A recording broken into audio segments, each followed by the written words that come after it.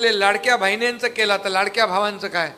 मी म्हणालो लाडक्या भावांचं कधीपासून प्रेम आलं, सगळे तर भाऊ गेले निघून, पण बोललो लाडक्या भावानं पण आम्ही करणार। देशातलं पहिलं राज्य आहे प्रशिक्षण भत्ता 6,000 8,000 10,000 माझ्या पोरांना युवकांना देण्याचा निर्णय आमच्या सरकारने घेतला। आता ते 6 महिन्याची ट्रेनिंग करतील, तिथं त्यांना परमनंट जॉब लागेल। कुठल्या सरकारने केलं होतं सांगा?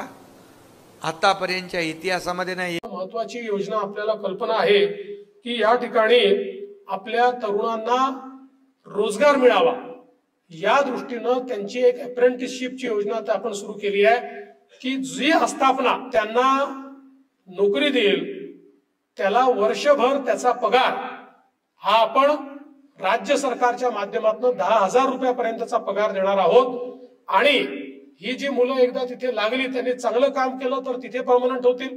लोक रोजगारसाठी अप्लाय करतात त्यावेळी प्रश्न त्याने असा विचारता की तुमचा एक्सपिरियन्स काय? आता आम्ही 6 महिन्याचे एक्सपिरियन्स ते सर्टिफिकेट पण देणार आहे, ते आमचे मानधन पण देणार आहे।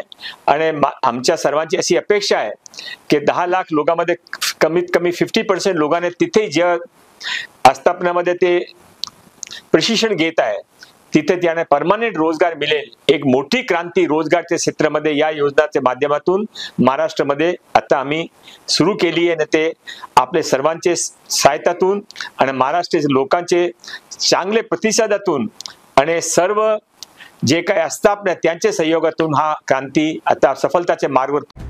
मुख्यमंत्री युवा कार्य प्रशिक्षण योजनेअंतर्गत प्रशिक्षणार्थींना अर्थातच लाडक्या भाऊंना आहे त्याच आस्थापनांवर कायम करण्याचा दिलेला शब्द शासनानं पूर्ण करावा, अन्यथा महाराष्ट्रभरात रास्ता रोको आंदोलन करण्यात येईल असा इशारा आदर्श मल्हार बहुजन सेना ऑल इंडिया अभिलाल देवरे यांनी पत्रकार परिषदेच्या माध्यमातून शासनाला दिला।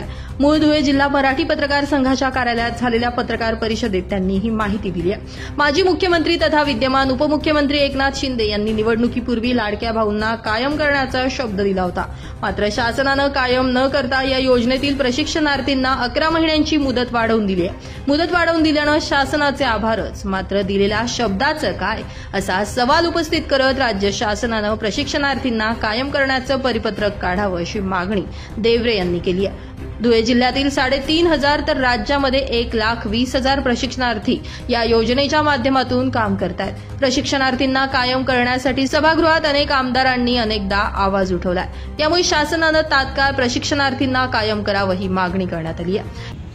महाराष्ट्रातील तमाम मुख्यमंत्री युवा कार्य प्रशिक्षण योजनेअंतर्गत माझे लाडके भाऊ आणि बहिणींसाठी गेल्या 6 महिन्यापासून प्रशिक्षण चालू होतं।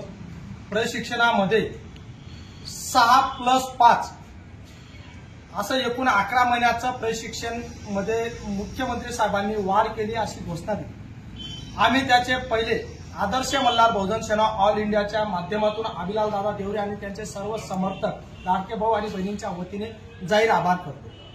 मुख्यमंत्री साहेबांजवळ ज्यावेळेस आम्ही 6 महिन्यापासून मागणी करत होतो त्यावेळेस महाराष्ट्रातील तमाम मुख्यमंत्री योजनेतील लाडके भाऊ आणि बहिणींनी आम्हाला साथ दिली। विशेषतः सत्ताधारी आणि विरोधी पक्षाचे आमदार खासदार मंत्री यांनी साथ दिली।